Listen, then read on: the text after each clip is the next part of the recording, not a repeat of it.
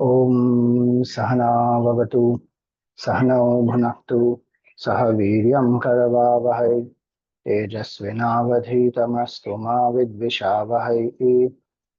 ॐ शान्ति शान्ति शान्तिः। ॐ सदाशिवसमारम्भां शङ्कराचार्यमध्यमाम् अस्मदाचार्यपर्यन्तां वन्दे गुरुपरम्पराम्। श्रुतिस्मृतिपुराणानाम् आलयं करुणालयं नमामि भगवत्पादं शङ्करं लोकशङ्करम्। शङ्करं शङ्कराचार्यं केशवं बादरायणं सूत्रभाष्यकृतौ वन्दे भगवन्तौ पुनः पुनः। समस्तजनकल्याणे निरतं करुणामयं नमामि चिन्मयं देवं सद्गुरुं ब्रह्मविद्वरम्। वसुदेवसुतं देवं कंसचाणूरमर्दनं देवकी परमानन्दं कृष्णं वन्दे जगद्गुरुम्। Hari Om, salutations to all. So this 11th chapter we see that Arjun, he tells Bhagwan that out of great compassion for me, you have explained the Adhyatma Jnana, which is very sacred, and by that my delusion has gone. One is delusion about what is his duty, second is the delusion about who is Lord Krishna. And when Bhagavan had said in the 10th chapter at the end that this entire creation is one small part of his infinite glory, now he says that what you have said about creation, sustenance, destruction, that all that comes from you, you are the source of it all, it is all true. Bhavapyayo hi bhutanam Shutau vistarasho maya tvatta kamala patraksha mahatmyapi chavyayam, your infinite glory. And why is it true? Because he has heard all this earlier when he has studied the Veda. So that is one meaning when he says that evam etad yatha tattvam. What you have said is true. Not only because Bhagavan said it, but the Shruti Pramana is there. The Vedic declarations also speak the same thing. And Arjun has studied the Vedas. It is not that he is completely oblivious of the spiritual knowledge. He has studied. So he remembers, oh yes, this is said even in the Veda. So that's one of the meanings of this third shloka. Evam etad yatha tattvam atmanam parameshvara. Now, what you have said is as per the scriptures, as per the Veda. Now it has created in me this desire. For what? Drashtumichhami te rupam Aishwaram Purushottama. I want to see this form of yours, the cosmic form. And see, Bhagavan, he has this desire. Now, one may have a desire, but one must also have that capacity. Now think about it. Gentle breeze that is blowing, if that breeze becomes little fast, you and I can't handle it. If it becomes a massive cyclone, some 150 kilometers, 200 kilometers per hour, with that speed, if that breeze blows, we will be flown, swept away somewhere. Same way, light. Our senses can bear only certain spectrum of light. Beyond that, it can't see. Suddenly, if there is massive, brilliant light, then we become, so what they say, blinded. Even regular, outside when there is heat and we have gone out in the afternoon sun and then we come back home and sometimes for a few moments, there's a darkness from a lot of heat and sunlight. When we come in, suddenly for a few seconds, sometimes there is a darkness. Now think, our senses are so limited even to see few things in this one creation. How is it possible to see thousands and thousands of these creations in one place? So that's what happens here, you see. For our mind to handle something so macro is not very easy. And so Arjun also recognizes that. And see, Arjun's senses are not like our senses. Arjun's senses are very sharp. He is extremely single pointed. He has trained his senses. He has lived 12 years in tapasya, acquired the divine weapons. His senses, he says, are not yet capable. So he says, manyase yadi tat shakyam. If you feel I am capable, if you feel this is possible, maya drashtumiti prabho, towards, I would be able to see this vision. If you think that is possible, then darshayamasa, please show me. This is the humility. He is not saying by force, you show me, otherwise I'll break your leg. There is no arrogance, there is no fight for the right. If you feel, even you see in Bhagavatam and lots of these places where questions are asked with lot of humility. Sometimes these big emperors and kings and Chakravarti Samrat, they are asking questions, but with great humility. Because knowledge will come in the mind only then. And here is not only knowledge, here is experience that he is asking, and not something which is ordinary. He is asking something which has never happened before. And so he says, Manyase yadi tat shakyam. So that humility, very, very important. Arjun asks in a very humble way, Yogeshwara tato metvam darshayatmanam avyayam. Please, you show me your infinite glory. Now, Bhagwan is so kind, compassionate, immediately he shows. Pashya me partha rupani shatashota sahasrashaha. He says, Pashya, behold. Akhandanandji says it's like a magician, Like a magician says, behold this magic. And from his hat, he pulls out some dove and some whatever, a rat or whatever he pulls out one by one. And one is wondering, oh my God, from this small hat, how all this came out. Behold. Bhagwan is showing effortlessly, just like that. So the idea of saying is a magician, this comes, Shankaracharya ji uses this analogy. In the Dakshinamurti Stotram, he says that, Maya viva vijrimbhayatyapi maha yogiva yasvechaya. By his will, like a magician, effortlessly, he just projects this entire creation. That is the Supreme Lord. So here also, that's the point there. Pashya. He doesn't lose any time. He doesn't say, Arjun, wait, I will prepare. It's a big cosmic form I have to show. A lot of tayyari I have to do. Nothing. Because that's his Swarupa. Bhagavan is always in the cosmic form. That is very important to know. See, we are identified with the body. So we are living in Jiva Bhav. But Bhagavan is always in his Vishwarup only. Not only in his Vishwarup, he is beyond that, he is Brahman, infinite consciousness. There is no duality there. But if the world exists, then he is only in the appearing in that form. So all the time he is in his state as Vishwarupa. We don't see that Vishwarupa because of identification with one body, mind, intellect, and that has its own limitation. So we see very limited things.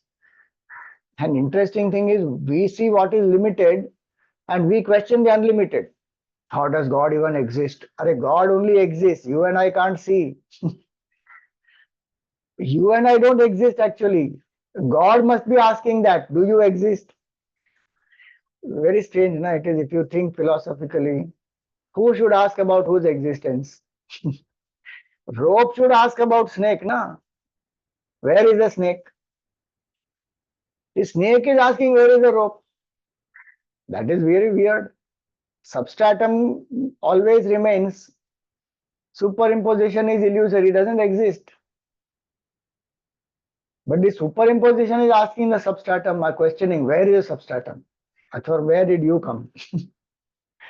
So Bhagavan is always in Vishwarup. He is always in that state. He doesn't need to prepare and okay, now going to show you a grand vision. See, that magician analogy has that limitation. Magician is still doing finally magic only, and he needs to prepare for all that and practice for so much time, and then he gets that skill and that finesse and that speed with which he does.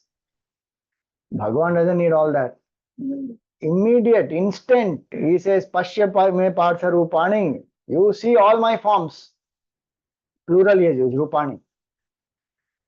How many? One, two, no. Shatashota sahasrasha in hundreds and thousands. See, these hundreds and thousands also is because you and I know those numbers. But these infinite forms he sees, ahead it will come now. Infinite, he goes on seeing. So, Shatashota Sahasrasha. And what is he seeing? Nana Vidhani Divyani. All different forms. So, Varna Kriti Nicha. Varna is the color. Varna also means, so Varna is color. And now, see, Varna Vyavastha of ours is what people translate as caste system. It is not caste system. Technically, Varna means color. And so, the Vyavastha of Varna is based on the three colors of the mind. Sattva, Rajas and Tamas. We did in 4th chapter, so I'm not going into that detail. Anywhere here, right now, it is not relevant. So, Varna, one meaning is color. And here, Arjun is seeing so many colors, forms of different colors, of different forms, shapes, sizes. Nana Vidhani Divyani, Nana Varna Kriti Nicha. And Bhagavan goes on saying, Pashya, Pashya, behold, behold. So, then he says, Pashyadityan Vasun Rudran. You see the not only physical entities and the gross tangible forms that Arjun can see with physical eyes, but even the subtle form of Devatas and all of them. So Adityas, 12 Adityas, 11 Rudras, 8 Vasus, Pashyadityan Vasun Rudran, Ashwinav Marutas Tatha, 2 Ashwini Kumars, 49 Marutas. These are all divine forms. So gross forms, subtle forms, different colors, sizes, shapes, and all of them have shape. Okay, don't think that they are only some phenomenal forces. Is no doubt one translation that Gurudev gives, and he says these are the phenomenal forces which govern various factors in this creation. No doubt, it is there. But you see the Veda, it will have forms. Agni has a specific form, Indra has a specific form, they have specific Vahan, they have specific Ayudha. So there are forms. And these forms are not human being created. These forms exist. Bhagavan only created, Bhagavan only appears in all these forms. So he says, you see all these subtle forms also. Imagine one shot is seeing everything.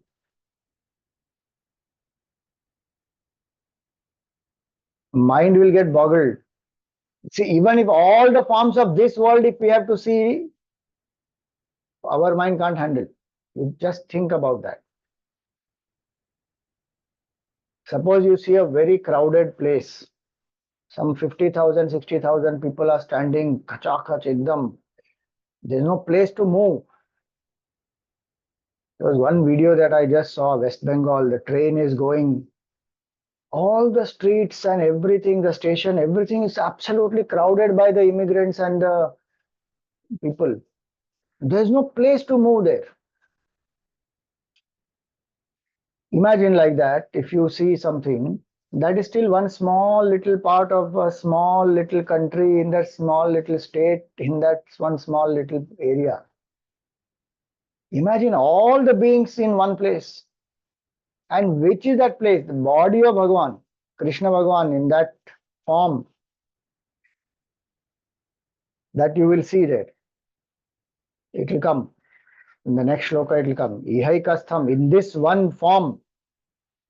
So compacted. Gurudev, when he spoke about it, he gave a very nice example. So he said, the sugar candy, I don't know what you call that, sugar candy only. In childhood, we used to have this.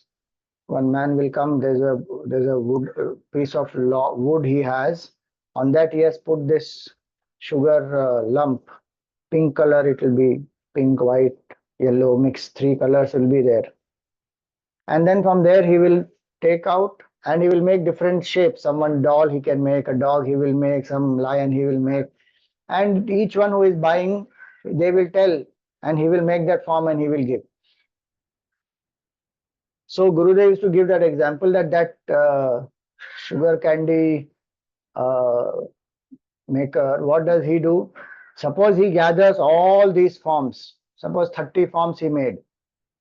Now those 30 forms he takes, and he has already one full mass of that whatever candy floss or sugar candy, whatever you call it, and then he mixes it all in one. So you will see everything in one place.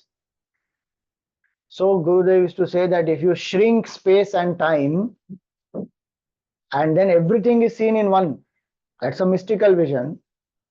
Right now we see duality because of the space. So we feel I am from the top of my head to the tip of my toe, then there's space in between, then there's another form which starts. If you remove the space, all forms will come together. So that's a limit, that's a way to explain. Gurudev explains very nicely there, saying imagine something like that. So here Arjun, he sees Vasus, Adityas, Rudras, Marutas, all of Bahunya Drishta Purvani. And he says that this have never been seen before like this, Adrishta Purvani. Pashyascharya Bharata. And you see with such ascharya, what a wondrous vision this is. See what Arjun is seeing.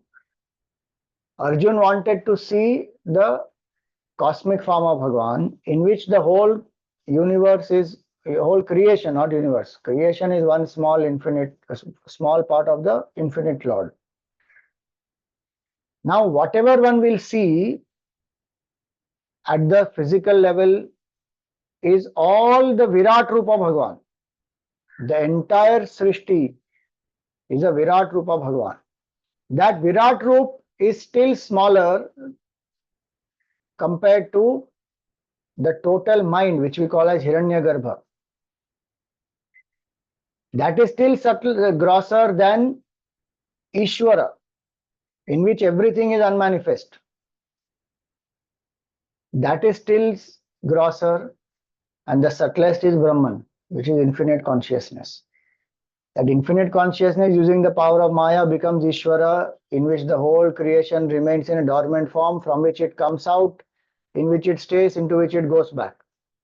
And when it comes out in two stages: subtle form, then gross form. Subtle form is the total mind. All our minds put together is Ishvara, is Hiranyagarbha.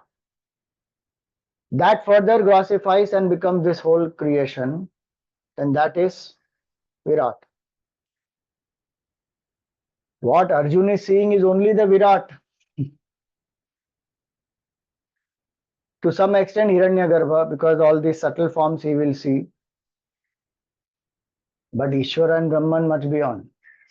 So from Vedanta standpoint, Brahman is the supreme. Even this mystical vision that Arjun has is still much lower than the state of realization of a Jivan Mukta. But this is an important step and is a very unique aspect now. So now, if somebody has a doubt that where did Bhagavan show this Vishwarupa? So seventh verse answers that. You see here he says, Ihaikastham jagat kritsnam pashyadya sacharacharam mama dehe gudakesha yachanyadrashtumicchasi. He says, Iha, here, ekastham, in this one form, jagat krishnam, the entire world. So remember, this world here means the whole creation, not just universe, multiverses. All. Ihaikastham jagat krishnam. Krishnam indicates all the multiverses, means incompleteness, in totality. Pashya, behold. Last earlier shloka also he said Pashya. In this fifth one, sixth one again he said Pashya. Now this third one again he says Pashya, meaning behold, behold, behold. So you see this whole creation here in this one form of Krishna. Ihaikatsam Jagat Krishnam Pashya Adya. Now. Iha and Adya. Here and now. Bhagavan doesn't say, come tomorrow, I will show you. Pashya Adya.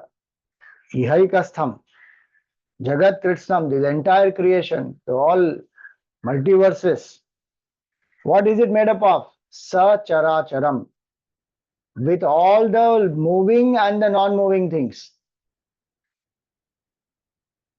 So moving things meaning which can move. So the human beings and the birds and the animals and whatever else, all these divine beings, whatever was said earlier, they all can move. And then those beings which can't move, like the plants, trees, and then non-moving. And of course, then the things also, the inert things also. So non-moving has both categories, inert and sentient. Today, the inert also has moving things, there's no doubt. So many things like toys and all that, they are by themselves inert, moving. So basically, it means all the living beings as well as the inert things, chara and achara. Pashya. He says, you see all these, and where? Somebody says, Swamiji, iha can mean here, but it doesn't mean Krishna's body. See the next line, he says, Mama dehe, in my body, Gudakesha, O Arjuna. Gudakesha is the name of Arjuna. Gudakesha means, this has come in first chapter also.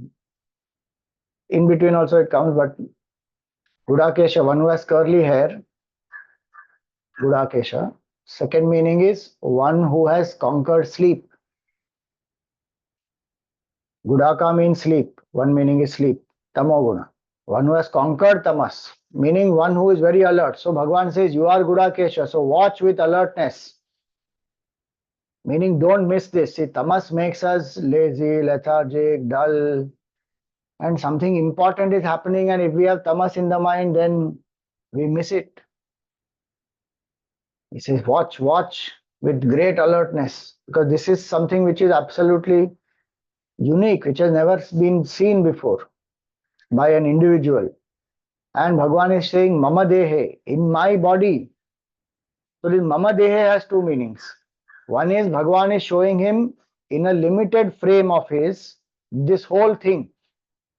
Like how he showed to Mother Yashoda when he opened his mouth, the whole creation he showed to her in his mouth. So that is one meaning, which is a literal meaning, Mama Dehe. Second is this whole creation is the body of Bhagavan only. Mama Dehe Gudakesha means the whole Srishti is Bhagavan's body. It is a Virat Rupa Bhagavan.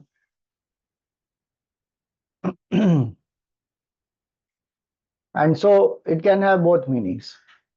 Mama Dehe Gudakesha. What will you see? Not only the creation that is right now here, Iha and Adya, here and now, what the whole Srishti is, he's seeing right now. But Bhagavan says, Yachanya drashtum ichchasi. He gives him choice. You want to see anything of the past, you want to see anything of the future, that also you can see. Watch. Meaning capacity is yours. You see what you want to see. Everything is visible. Now it depends on you what you want to choose and what you want to see. I am showing you everything. Shankaracharya writes on this in his commentary that he says that Yachanya drashtum ichchasi, meaning Arjun is shown the consequences of this war also, then and you will see the shlokas come. Arjun literally sees the Kauravas and the armies and everybody getting smashed between the teeth of Bhagavan, and Pandavas winning, Kauravas losing, all that. So that question that Arjun had before he surrendered, no, Yadva Jayema Yadiva no Jayeyuhu. He is confused whether we should win over them or they should win over us. That confusion gone. He says, see the future also. See how Dharma is going to win. See how Adharma is going to get destroyed. One shot, everything, past, present, future, Bhagavan is showing him.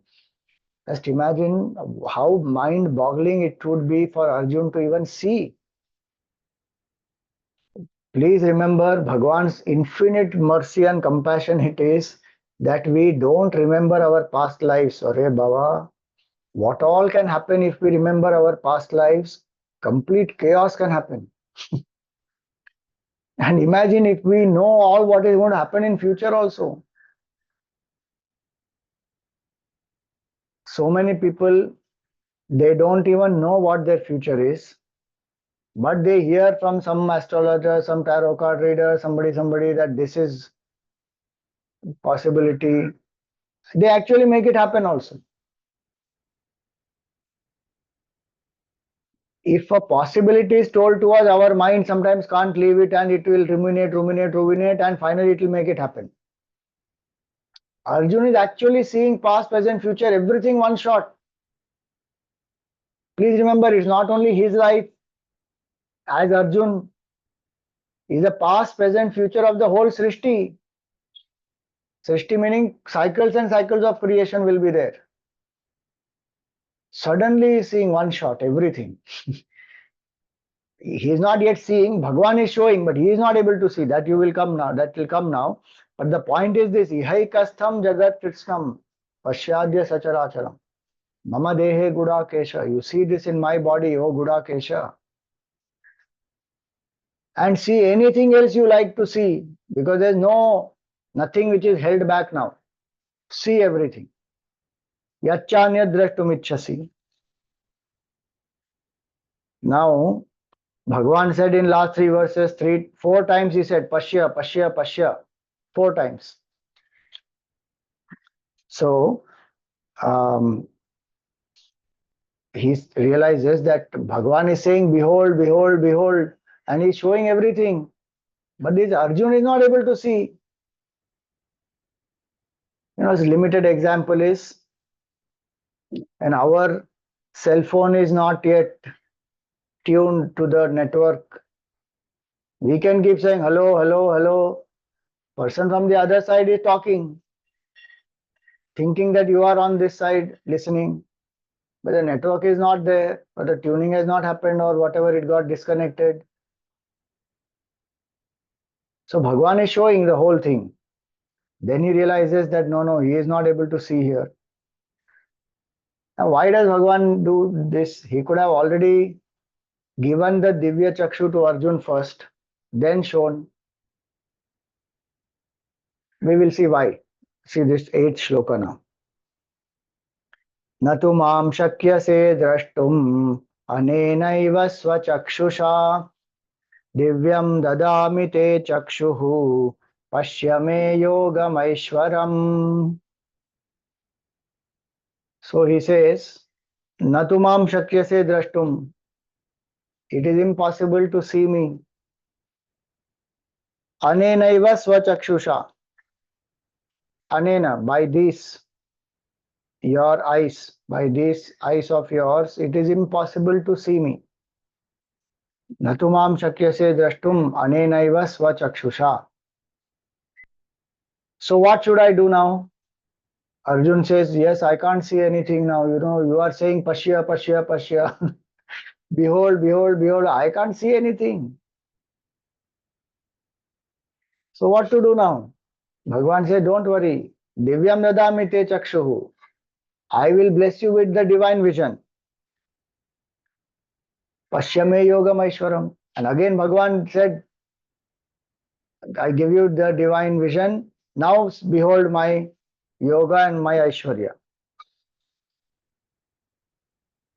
So now this Divya Chakshu Bhagwan gave. See, this is a very beautiful prasang here. Why we can't see? Because we saw earlier that our eyes, they have a limited scope. Beyond this Vidyar, we can't see. Our ears have a limited scope, very limited. So many sounds, ultrasound and all that we can't hear. Bats will hear that and they don't have eyes, but through that ultrasound they keep making their calculations and they fly. Like that, so many other animals, they have different type of sensory capabilities which you and I don't have. Like our eye, the vision, the angle in which our eyes can see is a certain angle only. Peripheral vision is also limited. Chameleon can turn its eyes fully, two different eyes fully. It can turn. It's very fascinating if you see even in creation, so many creatures have what all capabilities. So, but all of them have limitations. Some have lesser, some have more limitations, but all senses are limited. To see Bhagwan not possible through the limited vision. Ishtarupa darshan itself will not happen with the limited vision because Bhagwan is beyond the grasp of the senses, mind, intellect is infinite consciousness. One. Two, even when he comes, appears brilliant light. Nature of Bhagwan is divyata, consciousness. So divya chakshu is only required. Through physical eyes we can't see. So that is one meaning. Senses by themselves are absolutely limited. And this also vision is of different types. So if suppose suppose there is a word Krishna which is written. Now somebody who is an illiterate doesn't know anything will just see okay there is some form which is there, some in certain shape, this is something is written there, will not recognize. Somebody who is literate, who can, a small boy let us say just started learning alphabets. Now that boy will attempt, this is ka, this is rishikara, this is na, this is hapsha, so Krishna. Okay, so that boy recognizes that much. Somebody who is little more knowledgeable will recognize the meaning. Oh, this is Krishna, meaning some person whose name is Krishna. Somebody who is a devotee will say, oh, this is Krishna Bhagavan. Oh, he remembers the Lord. Qualities of Bhagavan. So the sight is the same, but each one's vision is different, so their experience is very different. Someone like Mirabai will see that word Krishna or hear that word Krishna and she will have horripilations and she will experience ecstasy. Each one's vision is different, their experience is different. Physically, they may see the same thing. So these senses of ours also, it is not so when the word Pashya is used, see is not just seeing physically. See has so many layers. When Bhagavan told in the first chapter, Partha Pashya Etan Samavetan Kurun, only 5 words he uttered in the entire first chapter. There also use the word Pashya. Behold, O Parth, the Kurus who have assembled here. Samavetan Kurun. Now the word Kuru, Bhagavan used specifically, so that word Kuru created that delusion in the mind of Arjun. And making Arjun an instrument, Bhagavan gave the knowledge of the Gita to all. Still today we are benefiting from that. That is Dharma Samsthapana. So when Pashya word is used, Pashya means that different levels of vision are there. One is physical vision, one is a certain emotional one, then is an intellectual one, then comes a mystical vision. This is the mystical vision that Bhagavan is showing him, where the limitation of the mind and the senses will be temporarily removed by the Lord. Then suddenly one beholds. That's what great masters also do when there are eligible students who are prepared, who are pure, who are ready. Like Ramakrishna Paramahamsa touched Vivekananda and he went into Samadhi. So with his power for some time that identification with the limited body, mind, intellect is removed. Then one beholds suddenly, oh, this is my true nature. Like that. So Bhagavan, when he says Pashya me yoga maishwaram, after giving this divine vision, divyam dadami te chakshu. So what is this divya chakshu? This divya chakshu actually is a mind which is absolutely single pointed and purest. That is Divya Chakshu. Ekagrata and Shuddhata, that is a divine vision. Meaning, see, as a sadhana, you and I can do that only to cultivate a mind which is pure, intellect which is sharp. That is in our hands. Because if somebody says, how will I develop Divya Chakshu? Then this is a method to develop Divya Chakshu is all the sadhanas which help us to do how to develop subtlety of the intellect and purity of the mind. So whether it is japa, puja, sadhana, the upvas, so many sadhanas which are there, swadhyay, manan, all those, so many sadhanas through which we develop. Whole life is a journey in developing these two. The moment these two are attained, we will realize that I am Brahman. So from sadhana standpoint, we have to do this as an effort to cultivate this same qualities required to realize the truth. Here, Bhagwan temporarily puts aside all the impurities, limitations of the mind and the senses and gives that mystical vision to Arjun. This verse is the expression of Bhagwan's anugraha and kripa. When we love somebody, we go extra mile to do things for them. We become very generous. We oversee any faults that they have. If they are finding something difficult to achieve, we help them. If there are some obstacles, we remove it for them. So they are able to achieve their success. So Bhagwan has so much of love for Arjun. And Arjun said, Bhagwan, I want to see. Please show. Bhagwan said, see. And then he realized that he can't see. So he says, I bless you with divine vision. Now, why he did not give that divine vision before? Because Bhagwan's kripa we recognize in various stages. And suddenly when Bhagwan would have immediately shown to Arjun, immediately given that divine vision to Arjun, Arjun would not have been able to recognize the limitation of his senses also. And it would have become very, as though it was very easy. Bhagwan said, see, and I saw. Now Bhagwan said, see, and he is not able to see. That also brings more humility, and that also tells us one more point that see, temporarily Bhagwan can do, or a Sadguru or a great master can help to put aside the limitation of our mind and intellect so that we glimpse the infinite. But finally, it will again come back. Until we don't put our efforts to remove those things,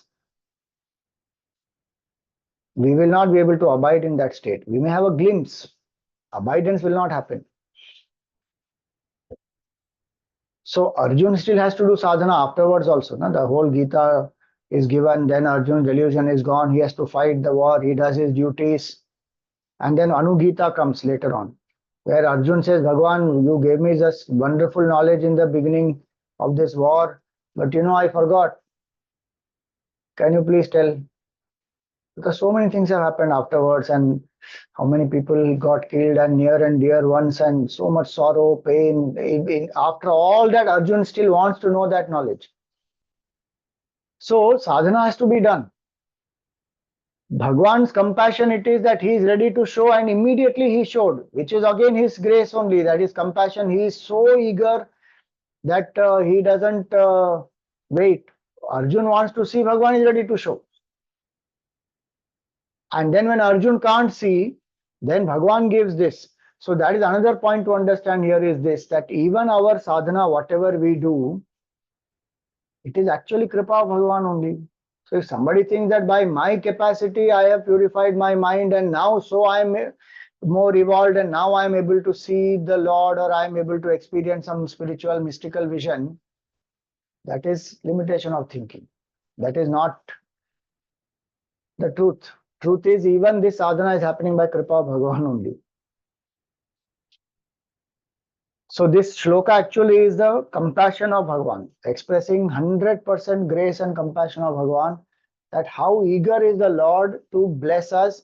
And a devotee is another testimony of the fact that Bhagavan takes care of all the needs of the devotee when the devotee has surrendered to Bhagavan. The devotee has nothing to worry.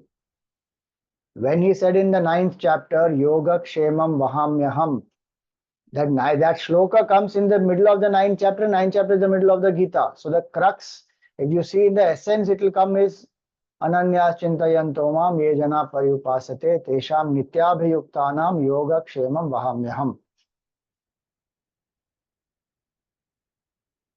He will bear the burden. Vahami, he says, burden of our yoga and kshema, of what we need and what has to be protected in us. Devotee has nothing to worry. See, on Sunday we are studying this. Every Sunday we have been studying Tulsi Ramayan. So in that Lanka Kand, right now that prasang is going on. This Sunday it will conclude. So Vibhishan has surrendered to Bhagavan Ram.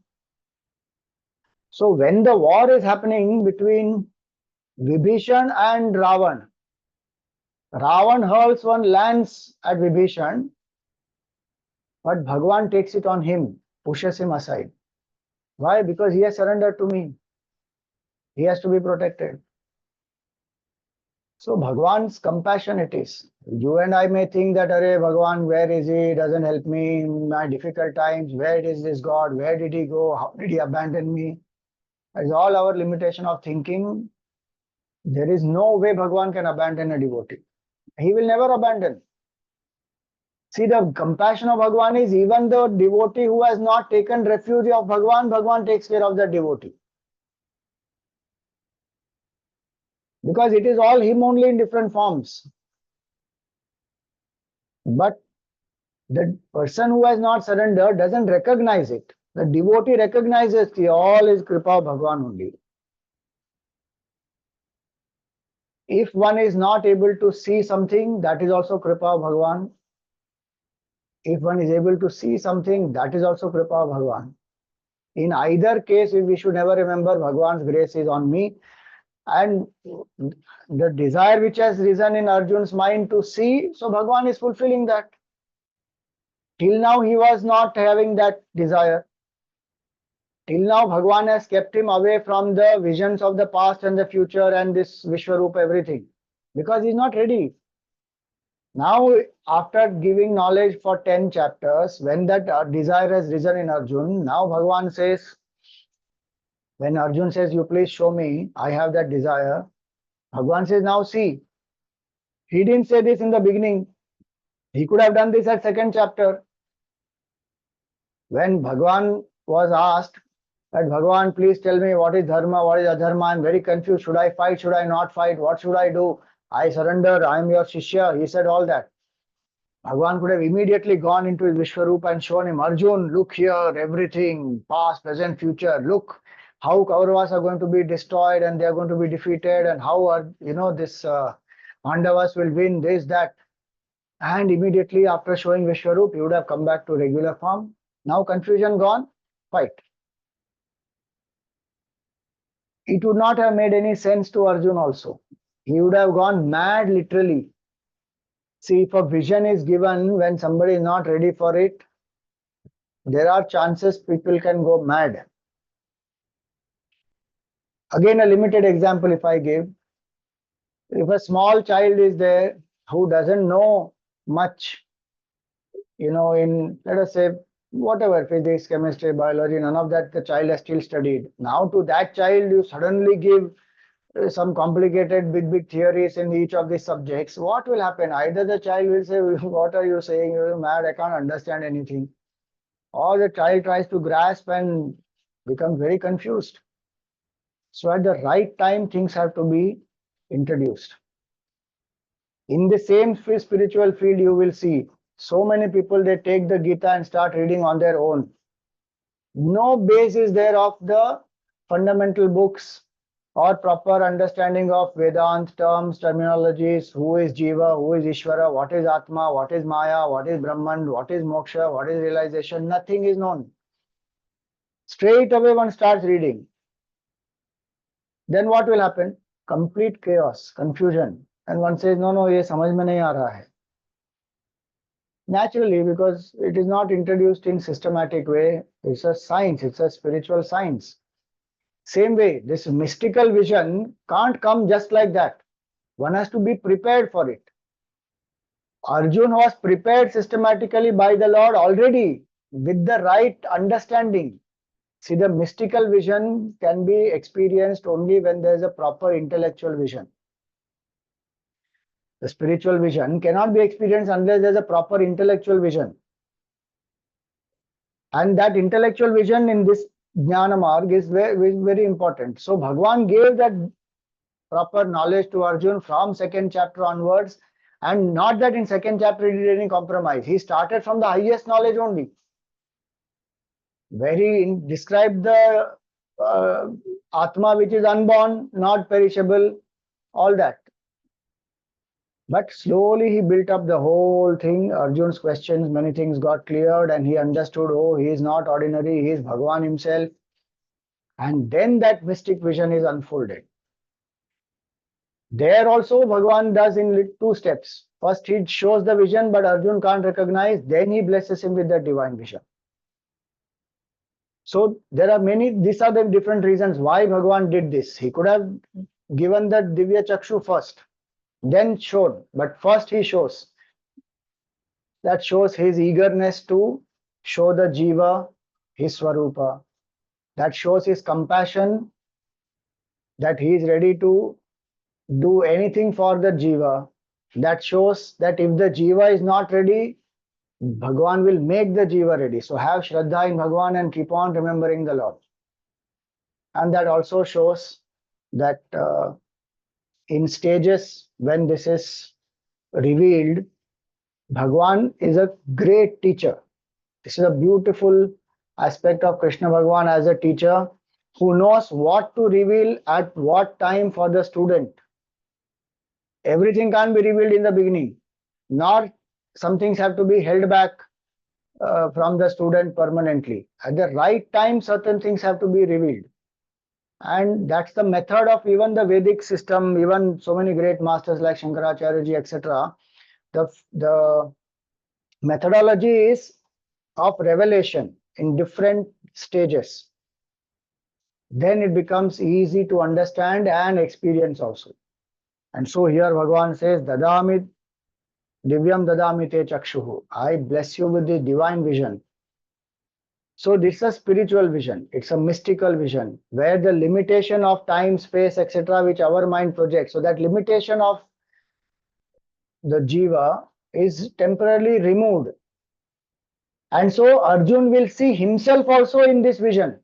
You will see how further it will come. That's the strange part in this. He will see himself as a part of this entire cosmic vision. Fighting and winning and all that he will see, past, present, future, everything he will see. Because this barrier has been removed. Jiva Bhav temporarily has been suspended. And so that is the Divya Chakshu. So the mind, as far as our sadhana is concerned, what we can do is to bring the mind to great level of single pointedness and purity, both.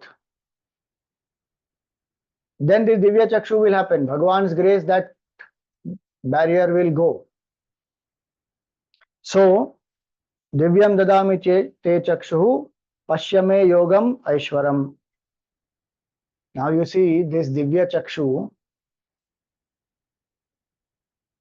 Veda Vyasji was giving to Dhritarashtra, saying that sitting here in the palace, you will be able to see what is happening in the battlefield.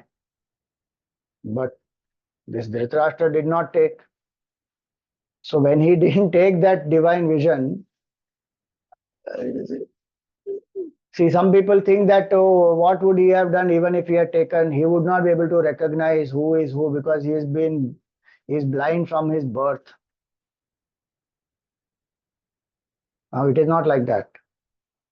Because the vision that Vedavyasji was giving was not only to see from where he is in his palace what is happening on the battlefield, but also to understand what is happening in the minds of each warrior. It was not a physical vision only that he was able to see from here. It's not like some durbin or some whatever, what do you call that, binocular, that okay, I give you this vision. Now from here you can see what is happening in the field. It is not some physical vision. It is a spiritual vision, mystic vision, where he can see what is happening in the minds of each jiva. Then obviously he will recognize, oh, this is Duryodhan, this is Yudhishthir, this is that. But the point there is, Dhritarashtra was not pure enough. So he had fear in his mind. So he could not take the divine vision. Because he's deep down, he's scared. Because he knows he has done adharma. And he knows that his children are on the wrong side. He was a weakling. That's why he could not do his duty. So attached to his child. So he doesn't have the guts to face the truth. And this mystical vision is the truth in its barest form. People can't handle it. Those who are not pure in mind, those who don't have a certain devotion, subtlety, surrender, whose ego is very high, they can't get this. See, when we say this, it is not only the cosmic vision, it is the spiritual vision also. That I am the jiva, is that ego is so strong, and because of that attachment, one is living in compromise, one is living in adharma. That person can't experience the spiritual truths. One may study also. One may even give pravachan on it also, but nothing will happen. And that's why the divine vision requires that purity. And Sanjay had that purity. So when Vedavyasji told Dhritarashtra, he said, no, I don't want, you please give it to him. He is my charioteer and he will narrate. Sanjay literally means one who has conquered his raga and dvesha. Samyak jayaha yasya sa sanjayaha. So that raga and dvesha who has conquered is Sanjay. So his mind is pure enough. And see the benefit. Sanjay sees the divine Vishwarupa. Now here you will see next shloka is by Sanjay. There are 55 shlokas in this chapter, of which 33 are actually spoken by Arjun. But before Arjun starts describing what he saw, Sanjay describes now to Dhritarashtra what was the Vishwarup. Because he is also seeing. Because Vedavyasji gave. So last time I told you, who all saw? Vedavyasji himself, he saw. Sanjay saw. Hanumanji sitting on the flag of Arjun, he saw. Arjun himself saw. 4. So now Sanjay describes what did Arjun see. So he describes what is happening in the battlefield. So he is told Dhritarashtra that okay, Arjun asked this question and then Bhagwan showed, but he could not see. So Arjun was given the divine vision. And from there he continues. Sanjaya uvacha eva muktva tato rajan Mahayogeshwaro harihi darshayamasa parthaya paramam rupamaishwaram.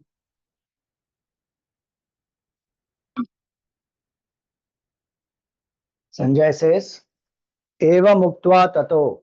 Having said this, then, meaning when Bhagavan said, Divyam dadami te chakshu. So having said that, Bhagavan gave the divine vision to Arjun. Then what happened? Mahayogeshwaro harihi. Is Mahayogeshwara. He is not only Yogeshwara. Yogeshwara means the Lord of Yogas. He is the Supreme Lord of all Yogas. Mahayogeshwara. Mahayogeshwara here indicates God as a magician who effortlessly, using his power of yoga, is able to appear as this entire creation, which is his Aishwarya. So when he says Mahayogeshwara, it means that effortlessly that supreme Lord of the whole universe. And imagine that Lord of the whole. I keep on saying universe. That's a limitation of language.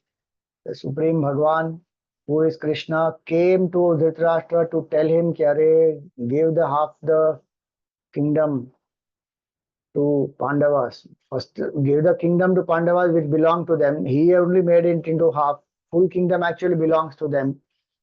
He broke it, gave that Indra Khandav Prastha to Pandavas. Bhagwan said, give it back to them. It rightfully belongs to them. They said, no. Okay, give half of it. No. Give 5 villages. No. That supreme, infinite Bhagwan had come to him to prevent the war. But that time he didn't listen. Now the war is going to happen.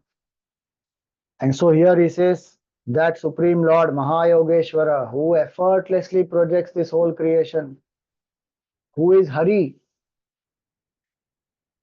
So Hari means that infinite Lord appeared in this one form, Hari, as Krishna. That is to bring, see, infinite means suddenly we can't connect to it. Our mind gets benumbed. We don't know how to connect to infinite. So Hari is a form. Oh, so that is meant for bringing that bond of closeness, identification. Mahayogeshwaro Harihi. That Hari, who is the supreme lord of the whole universe. What did he do? Darshayamasa Parthaya. He showed to Partha. See the beautiful word, na Partha here. Because Partha literally means one who chooses the Lord, one who chose the infinite, who chose Bhagwan over his army. That is Parth. Meaning who has such devotion for Bhagwan. That is Parth. To that Parth, Bhagwan showed Darshayamasa Parthaya. What? Paramam Rupam Aishwaram. Supreme form and supreme glory. Meaning this cosmic form, the supreme form. And this is his Prabhutva, his godly nature. This whole creation effortlessly, which Bhagwan projects. This everything he showed him in this one form of Hari, of Krishna, in that one body. And so, one small little thing when we go and see something new, in a, let us say, one shop, and we get excited, some new car and new computer or new dress. That's so excited. Imagine suppose somebody says all these new things which are there, they all are belonging to you. How much more excitement we have. But imagine Arjun, he's seeing infinite galaxies and creations in this one little form. What a sight it is to behold. And so, if you actually see when Bhagavan says here that in this one body he is showing everything, if you go by our Vedic scriptures, it says Yat Pinde Tad Brahmande. What is here is in the whole universe. What is in the microcosm is in the macrocosm. What is in the macrocosm is in the microcosm. It is all one. So even every small cell, the DNA is there to which has the intelligence of the whole body. So you can use that and create the whole body again. So the total is there in one small cell. And all those cells are forming together to become the total again. So this division of individual and total is actually it is an illusion. Because the division of individual and total is only from this one body standpoint. Otherwise, there's only one. There's a total. Bus. Again, total is a limitation of language. Only if individual is there put together, it becomes total. Otherwise, there's only one. Absolutely, there's only one. appearing as so many, but in each one there is infinite. In every grain of sand, the whole creation is there. So the point is that this division which is there because of the limitation, that Bhagavan removed. Darshaya Masa Parthaya means that he removed this block from the mind of Parth, where this mind identifying with one little thing says, I am this much only. Whereas it is actually the whole consciousness, the entire creation, everything is us. And so that's what it is.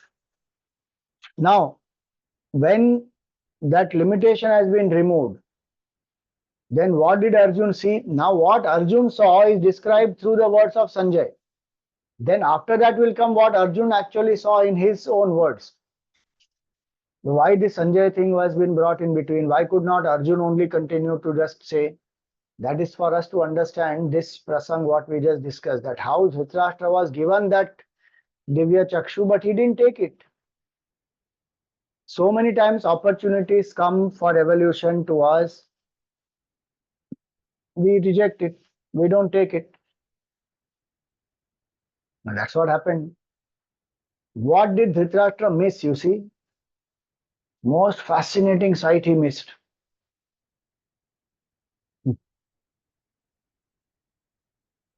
That is one aspect. Second is the proof that Sanjay saw the Vishwaroop. Otherwise, somebody say, okay, Sanjay was given the ability to read the minds of the individual warriors and report to Dhritarashtra what was happening in the battlefield. What is the proof that Sanjay saw? He heard the whole Gita. That's why Sanjay keeps talking in between. And now he is beholding that whole form. And he is reporting that to Dhritarashtra, which also means that he is telling Dhritarashtra that, look, Krishna is not ordinary. You still have a chance. You can stop the war. Only 10 days of the war have happened. Bhishma Pitama has fallen down. In the Mahabharata, that is the time when this Dhritarashtra asked Sanjay that what did my children and Pandu's children do, having assembled in the battlefield of Kurukshetra. Till then, he was not willing to listen also what is happening. Sanjay is seeing all this, keeping all that in his mind. Then he starts narrating. So one more opportunity for Dhritarashtra to understand that Arey Bhagwan showed Vishwarupa, he is not an ordinary person and he is with the Pandavas. So imagine, and you will see in this description, the description will come that Kauravas are losing and they are killed also. Still this Dhritarashtra doesn't change his mind. Look at the power of delusion, power of attachment. All his children got killed because he was so attached. He could have prevented it. Little bit of objectivity, he would have easily prevented this whole thing. So that's why the Sanjay Uvacha comes now. So what does Sanjay see? That he is describing, that this is what Arjun saw. This is Anekavaktanayanam, Anekadbhuta Darshanam, Anekadivyabharanam, Divyanekodyatayudham, Divyamalyambaradharam, Divyagandhanulepanam, Sarvascharyamayam Devam, Anantam Vishwatomukham. Anekavaktanayanam. He sees many, mouths, faces, eyes. Aneka Adbhuta Darshanam. With many wondrous sights. Aneka Divyabharanam.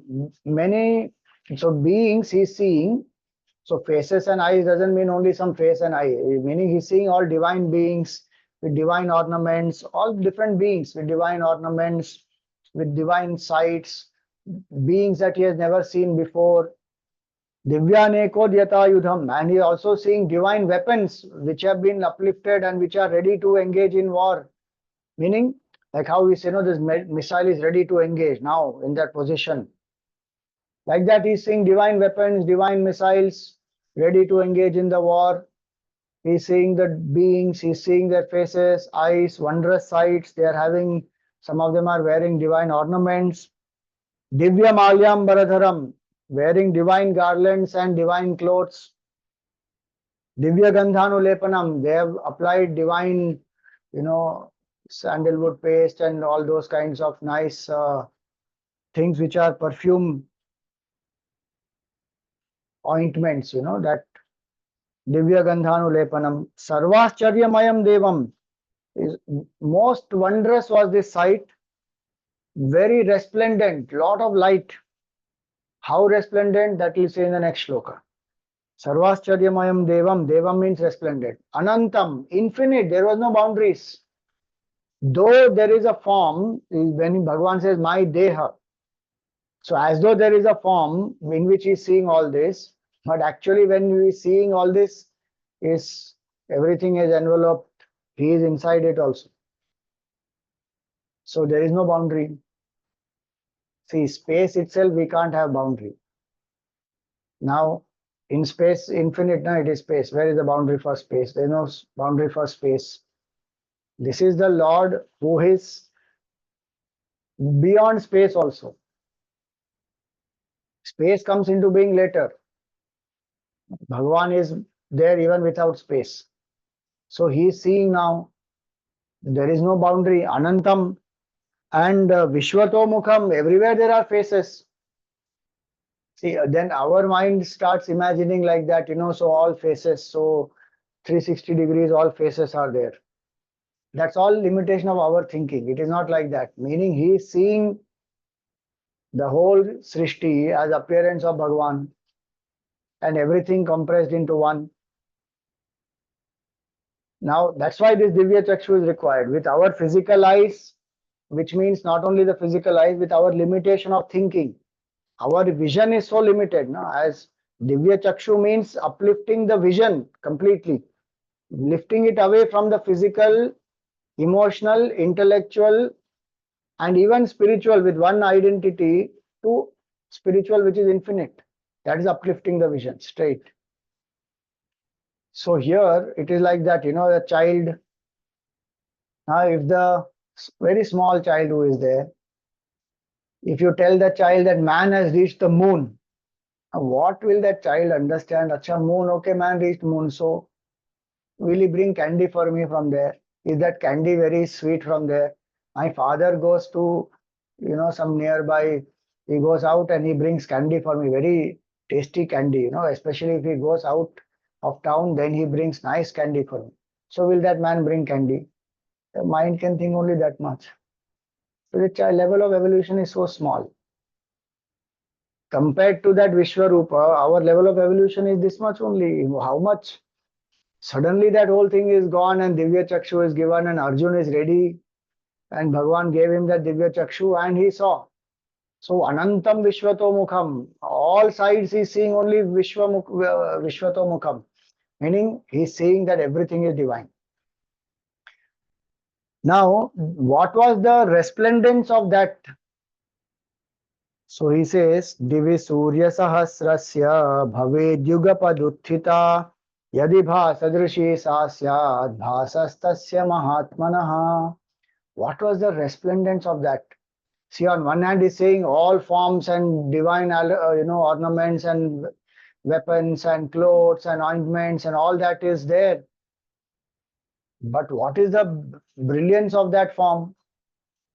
Divi Surya Sahasrasya. If thousands of suns rise in the space, Yugapat, instantly at the same time, what will be the brilliance of that? Yadibha Sadrishi Sasyat. Meaning this analogy, if this would happen, what would be that resplendence? That was the resplendence of this form.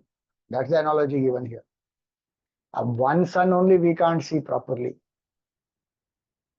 And that 2000 suns rising at the same time, what will be the brilliance? Meaning it is not describable. Yadibha Sadrishi Sasyat Bhasastasya Mahatmanaha. That was the resplendence of this form. The form is so luminous. It is not only some. The idea here is to say that consciousness is infinite. Whatever is manifest, all these heads and all that, what was said, it is only one small part. Even Purusha Suktam says what? The whole creation is only 1/4. Unmanifest is the 3/4. Pado asya vishwa bhutani tripadasya divi. So the point is, this creation he's seeing, that form he's seeing, Vishwarup is seeing, and that Vishwarup is not a dull vision. It is not just some mind-boggling vision of so many forms only. It is actually light. It is consciousness, and that consciousness only is appearing as all this. So when the limitation of the senses is removed, one will see the consciousness. Again, I'm using see because limitation of language. One will experience, oh, this is infinite, this is brilliance, it is light, it is effulgence. Divi Surya Sahasrasya. You just imagine even that, even some of this visualization, if one does, one's mind will be transported to a different level. That what would Arjun have seen? That there's thousands of suns rising at the same time. What will be the brilliance of that light? That was the brilliance of this form. Bhasastasya Mahatmanaha. Now he addresses Bhagwan as Mahatma. So Atma is the individual. Consciousness enlivening this individual entity is Atma. One who has dropped the identification with the individuality realizes there's only one, that is Mahatma. So literally the word Mahatma means one who recognizes Atma as Mahan, as Atma as one's own true nature, and Atma is infinite. That is Mahatma. Today we use the word Mahatma for anybody. Mahatma Ji in any field. Oh, he's a big Mahatma. If somebody speaks little 2-3 spiritual sentences, they say, हाँ महात्मा जी आ गए, महात्मा जी का ज्ञान प्रवचन शुरू हो गया. अरे that word has such great power. Anybody can't be just called Mahatma. One who has dropped the individuality, identified with the infinite, is called Mahatma actually. Mahan Atma Yasya Sa Mahatma. And Atma is Mahan of everybody. But we don't recognize the Mahanness of the Atma, Mahatma. One who recognizes, I am that Atma which is Mahan, everything else is Tuchha, it is perishable. And that Atma is only one, that is a Mahatma. And Krishna Bhagavan is that Mahatma. So he says that Mahatma's form, infinite was that form and resplendent, most glorious. So for today we will stop here. Please read commentary of Gurudev, is very nice. What Gurudev has written.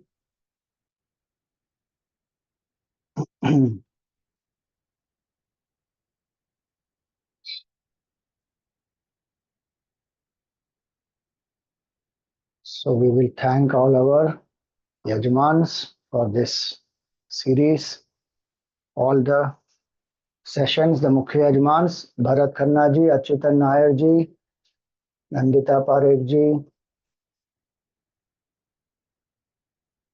Just a minute.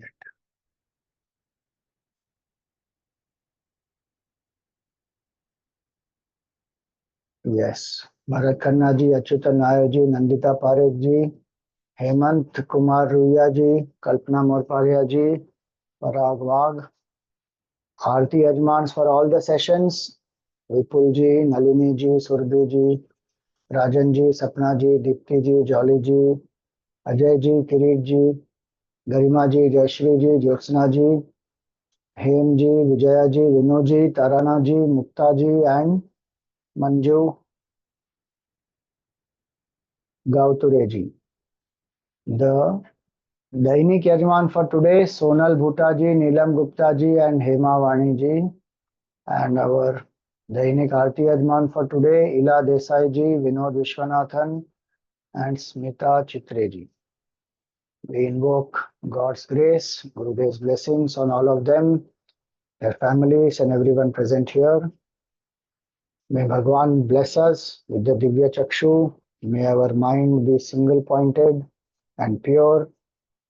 May we surrender to Bhagwan, recognize that the grace of Bhagwan is there with us at all times, and Bhagwan systematically unfolds the truth to us, and holding on to his compassion, May we come to realize oneness with the Supreme. Om Tat Sat. Jai Shri Krishna.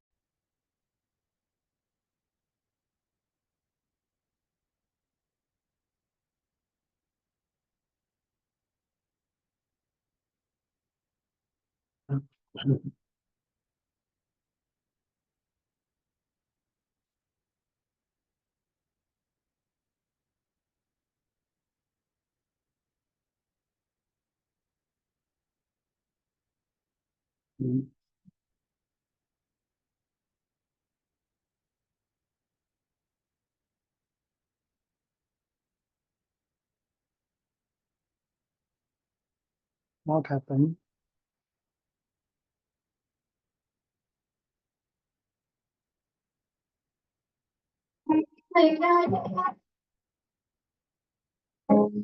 ओम जय भगवती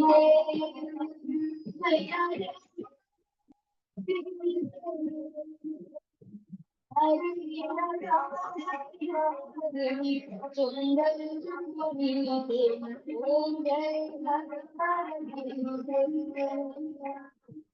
हरे मधु हरे प्रकाशिनी हरा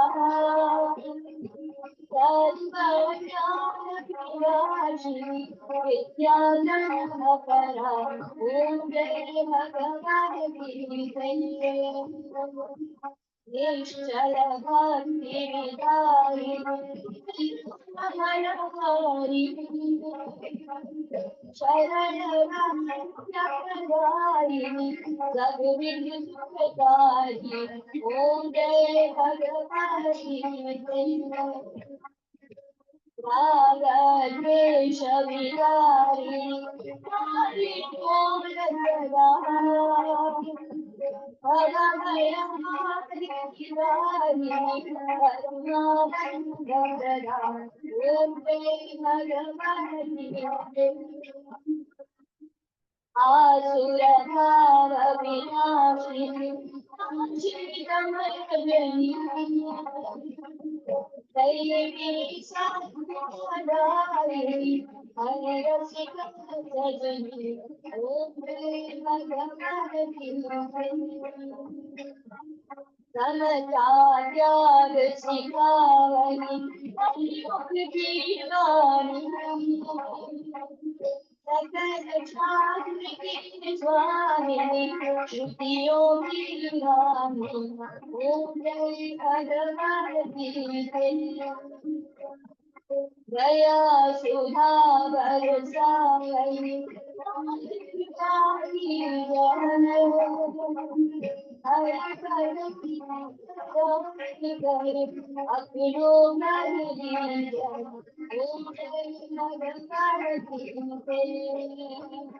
ओम जय भगवती ओम जय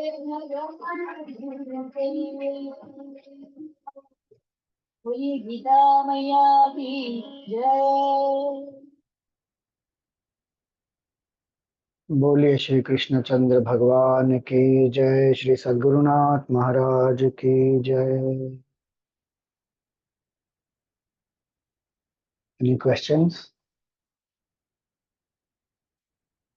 How could a sadhak get the Divya Chakshu? Keep the mind, make the mind single pointed and develop purity of mind. That is how.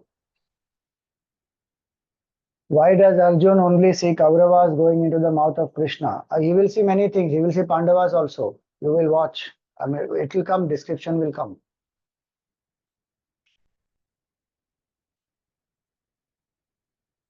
Okay, thank you everyone. Yes, Leena ji, yes. You can unmute and ask. Yes. Pranam Swamiji. If you could please elaborate the meaning of the word path. You said something, but I didn't understand. Path means one who chooses the Lord, who chooses the Lord over his Maya. So that example is where Bhagavan gives choice to Arjun to choose him on one hand, but who will not fight and lift weapons in the war, and on the other hand is his Vanakshavini Sena.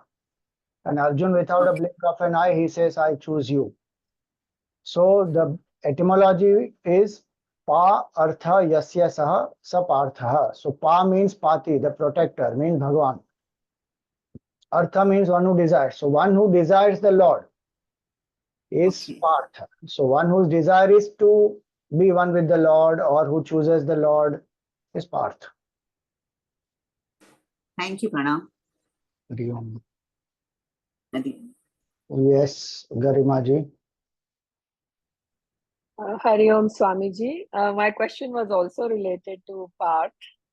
I had read somewhere that Parth comes from the word Pritha, which was Kunti's name, and Pritha means the same as Prithvi, which is the grossest element, and the meaning you are saying is at the subtlest level. So can you please resolve that conflict for me? No, there is no conflict. Both are true meanings. In Sanskrit, the one word can have so many meanings. So Correct. Pritha's son is Partha. That is also correct. And Pritha was the name of Kunti, and Pritha's son is Parth. And so when we say Parthaya Pratibodhitam, one of the translations we do is that this knowledge is given not only to Arjun, but anybody who is the son of the soil, meaning each of us. Parthaya Pratibodhitam Bhagavata Narayanena Swayam. By the Lord himself gave this knowledge to Parth. So both meanings are correct. One is connected to the mother, other is connected to his qualities where he chose the Lord. But both are the meanings. So the name is always in a context. Yeah, especially in the Gita, the name is used in a context so that we understand why that particular word has been used by Bhagwan Vedavyas ji to indicate certain qualities which are in that connection, in that context. Ji, Hari Om. Thank you. Hari Om. Om Purnamada Purnamidam Purnat Purnamudachyate Purnasya Purnamadaya Purnameva Vashishyate. Om Shanti Shanti Shanti. Harihi Om Shri Gurubhyo Namaha. Harihi Om. So there's one more question here. When Arjun sees the Virat Roop of Shri Krishna, meanwhile, where are the Pandavas and Kauravas? They are in the Virat Roop. The whole Virat Roop is not some specific Virat Roop separately being shown, and these Pandavas, Kauravas are separately existing somewhere. That's why I said the whole thing is anyway Virat Roop of Bhagavan. Continuously is Virat Roop only which is there. His individuality is the myth. Now that has been removed. So everything is seen in one place suddenly. Arjun is seeing in one shot in his spiritual vision as well as the physical. He is seeing everything. So all are a part of that vision. They are not separately existing somewhere else. That's not happening. Single pointed means you are always thinking about Bhagwan. Yes, bhavana is towards the Lord, and then wherever thought is possible, then you are thinking of the Lord formally also. Otherwise, all actions are dedicated for pleasure of Bhagwan. So that bhavana is single pointed. And then wherever the mind is not engaged in something else and one is able to consciously remember Bhagwan's name, form, qualities, then one is doing that also. All right, thank you everyone. Hari Om.